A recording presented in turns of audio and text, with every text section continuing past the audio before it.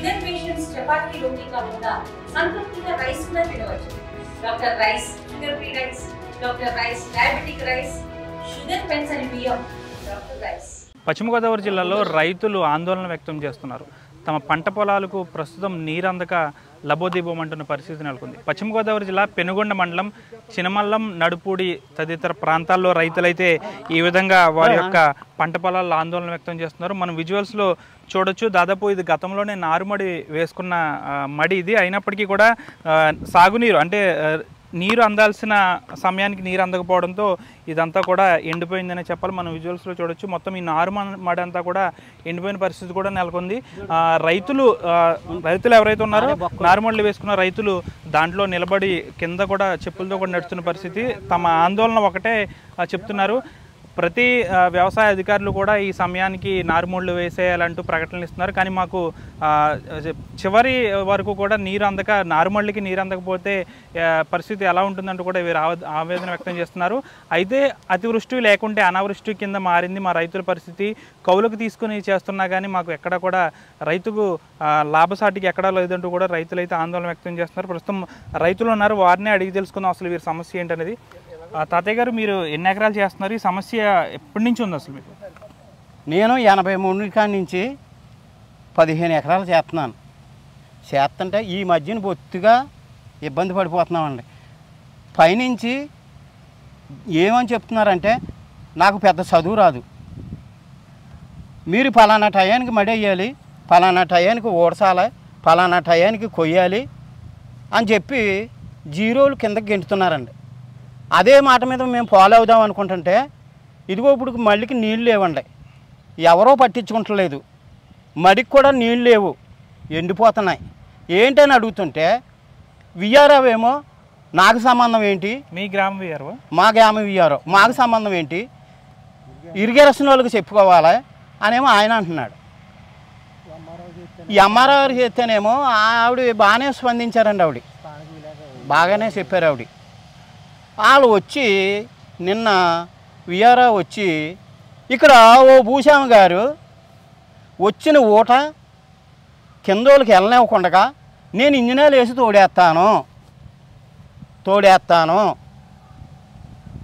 మీరు ఎవరితో చెప్పుకుంటారో చెప్పుకోండి, మా మనిషి పైకి వెళ్ళడో కిందకి వెళ్ళడో, మీరు అటమైతే తీసేస్తాను, మాకు రాజకీయ నాయకులు ఉన్నారు వెనకాల అని మమ్మల్ని బెదిరిస్తున్నారండి. ఏం చేయమంటారు? దాన్ని ఎకరానికే నేను 83లో వ్యవసాయంలో దిగినప్పుడు 18 బత్తాలు, ఇప్పుడు ఇవాళ 33 బత్తాలు, 36 బత్తాలు చేసి ఇచ్చుకుంటున్నారండి రైతులు. ఇచ్చుకుని పండిందామంటే ఇదిగో పెట్టుబడులు పెట్టాక ఇలాగ అయిపోతుందండి మా బతుకులు, ఇలా తగ్గించండి అని అంటే తగ్గించడం పని లేదు, ఇది పరిస్థితి అంటున్నారు. ఆ భూస్వాములే ఇంకొక రైతుకి ఇచ్చేసి నేను తోడించేస్తాను, నువ్వేం చేయగలుగుతావు అని అడుగుతున్నారండి. మా బక్కోళ్ళ పరిస్థితి, మా పేదోళ్ళ పరిస్థితి ఎవరో పట్టించుకుంటలేదు. ఊళ్ళో నాయకులు ఉన్నారండి, ఒక్కొక్కడికి 10 ఎకరాలు, 20 ఎకరాలు, 8 ఎకరాలు ఉన్నారు, రైతులు ఉన్నారండి. ఇందులోను ఒక్క రైతు పట్టించుకుంటలేదండి, వాళ్ళు ఊరు చేసుకుంటున్నారు.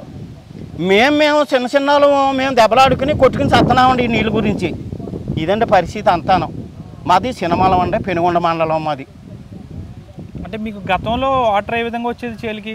గతంలో ఓ మాదిరిగా వచ్చేదండి, సరిపోయేది. మరి ఇప్పుడు ఎందుకు రావట్లేదు? ఏం తేడా వచ్చింది? ఎందుకు రావట్లేదు అని అంటే కాలువలో సరిగా రానివ్వట్లేదండి. అంటే ఇటీవల నీటి సంఘాలను కూడా వేశారు కదా, మరి నీటి సంఘాల వాళ్ళు అడుగుతుంటే వాళ్ళు ఏమంటున్నారు అని అంటే, మాకేం సంబంధం లేదు, నేను రాజీనామా చేస్తాను అంటున్నారు. మేము అడుగుతుంటే ఇక మేము ఎవరో చెప్పుకోమండి. ఇంకా అదండి మా పరిస్థితి ఇలా ఉంది. మీరేం చెప్తారు సార్?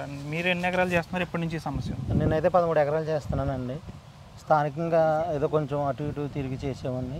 నేను మొన్న ఎంఆర్ఓ గారికి ఫోన్ చేశానండి, ఆవిడ బాగానే స్పందించారు. అమ్మ కంగారు పడకండి, రేపు సాయంత్రానికి నీరు పెరుగుతుంది, 2 రోజులు ఆగండి అన్నారు. అలాగే ఏఈ గారు వచ్చారండి, ఏఈ గారు కూడా చెప్తే, అమ్మ ప్రతిదానికి పెద్దవాళ్ళ దాకా ఫోన్కి వెళ్ళకూడదు, మీకు స్థానికంగా విఆర్ఓ గారు ఉంటారు కదా, విఆర్ఓ గారికి తెలియజేయండి అని తెలియజేస్తే, నాకు ఫోన్ చేయడం ఏంటి, నేను ఏమన్నా గంటా కాలేసిన నేను ఏమన్నా విఆర్ఓ గారు అండి, స్థానిక విఆర్ఓ గారు. ఆయన పేరు కూడా నాకు తెలియదు, పెద్ద చదువుకోలేదు కాబట్టి వ్యవసాయం చేసుకోవాలి.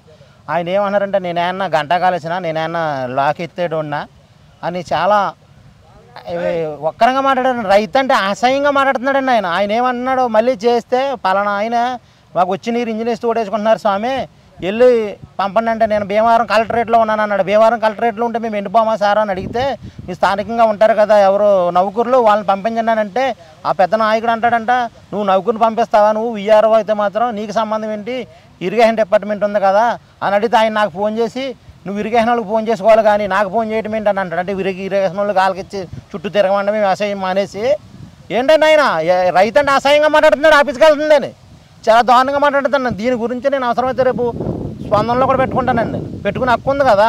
ఆయన ఏమన్నాడంటే నాకు సంబంధం ఏంటి, మరి రేపొద్దున పన్ను ఎవరు కట్టించుకుంటారండి, విఆర్ఓ ఎవరు కట్టించుకుంటారా, ఇరిగేషన్ వాళ్ళు కట్టించుకుంటారా, వచ్చి చూడాలి కదా. ఆయన ఎంఆర్ఓ గారు ఏమన్నారు, విఆర్ఓ గారికి కంప్లైంట్ ఎట్టండి, విఆర్ఓ గారు మాకు చెప్తారు, మేము మళ్ళీ ఇరిగేషన్ వాళ్ళు చెప్తాం అన్నారా. రైతులు ఇరిగేషన్ వాళ్ళు చెప్పుకోవాలండి. ఈయన జీతం తీసుకుని ఆఫీసులో కూర్చుంటాడు, ఈయన ఆఫీసులో ఆయన కూర్చుంటాము, మేమేమో అక్కడికెక్కడ తిరిగి కంప్లైంట్ పెట్టుకోము. ఇవాళకి 23 రోజులు అవుతుందండి మడిది. ఇప్పుడు ఈ మడి పని చేస్తుంది, ఎక్కడ పని చేస్తండి, రేపు పొద్దున్న లాగేటప్పుడు తెగిపోతుందండి, అది టైట్ అయిపోయి ఊడరాదు. మళ్ళీ ఎకరానికి 1000 రూపాయలు 2000 ఇచ్చి ఇత్తనాలు కొనుక్కుని దమ్ము చేసుకుంటే మళ్ళీ ఎన్ని రోజులు పడుతుందండి వెనక్కి వెళ్ళేటప్పటికి. ఇదండి మాకు నీరు ఇబ్బంది ఉందండి. నీరు ఇస్తే సమస్యకి పరిష్కారం అనేది ఉంటుంది. అదేంటి ఆ సమస్య పరిష్కారం కావాలంటే ఏం చేయాలి? చెయ్యాలంటే నీరు అండి, కాలువలు అవి బాగా చేశారు, నీరు లేదంటున్నారు. మరి ఎందులో నీరు లేదన్నారు, గోదావరిలోనేమో ఫుల్గా ఉందండి. గోదావరి పక్కన ఉన్న వాళ్ళం అండి ఎండిపోయి ఏడుస్తున్నాం మేము. ఇదండి దాని గురించి కొంచెం నీరు విధులలాగా న్యాయం చేయండి, సరిపోద్దండి మాకు. గోదావరికి పక్కన ఉన్నప్పటికీ కూడా తమ ప్రాంతంలో నీరు లేకపోవడంతో నారుమళ్ళు ఎండిపోతున్నాయంటూ కూడా రైతులు ఆందోళన వ్యక్తం చేస్తున్నారు. దాదాపు 900 ఎకరాలకు పైబడి ఇదే విధంగా నారుమళ్ళు అనేవి బీటలు వారిపోయి మేము గోదావరి జిల్లాలో ఉన్నామా లేకపోతే రాయలసీమలో ఉన్నామా అంటూ కూడా రైతులు ఆందోళన వ్యక్తం చేస్తున్నారు. వీరందరూ కూడా చిన్న సన్నకారు రైతులు. అయితే కొంతమంది రైతులు ఉన్నప్పటికీ కూడా వారికి సంబంధించి ఇంజన్లు పెట్టి నీటిని తోడించుకుంటున్నారు, కానీ మాకు ఆ స్తోమత లేదు. అంతేకాకుండా ఈ నీటికి సంబంధించి ఇలా తమ భూములు బీటలు వారుతున్నాయని గ్రామ రెవెన్యూ అధికారికి, చినమల్లంకి సంబంధించి గ్రామ రెవెన్యూ అధికారికి ఫిర్యాదు చేసినప్పటికీ అసలు ఏమాత్రం తను పట్టించుకోలేదు, మా మీద రివర్స్గా మాట్లాడుతున్నారంటూ కూడా రైతులు అయితే ఆందోళన వ్యక్తం చేస్తున్నారు. తమ రైతులు ఎవరైతే ఉన్నారో తమ ప్రాంతాల్లోని పంట పొలాలకు నీరు సక్రమంగా అందే విధంగా చూడాలంటున్నారు. లేని పక్షంలో పెద్ద ఎత్తున రోడ్డెక్కి నిరసన కార్యక్రమాలు కూడా చేస్తామంటున్నారు. మంత్రి రామానాయుడు స్పందించి దీనికి సంబంధించి నీటిని సక్రమంగా అందేటట్లు చూడాలని అయితే ఈ రైతులందరూ కోరుతున్నారు. వీడియో జర్నలిస్ట్ శేఖర్తో మనోజ్, RTV, పశ్చిమ గోదావరి జిల్లా నడుపుడి, చినమల్లం నుంచి. తెలుగులో ఫాస్టెస్ట్ న్యూస్ ఇప్పుడు కొత్త అవతారంలో 5 సెకండ్లోనే పూర్తి వార్తా సమాచారం మీ చేతిలో. సోషల్ మీడియా ట్రెండ్స్ మీ కళ్ళ ముందుకే live TV and voice search ఆప్షన్స్తో ఇప్పుడే డౌన్లోడ్ చేయండి. యాప్ లింక్ డిస్క్రిప్షన్లో ఉంది.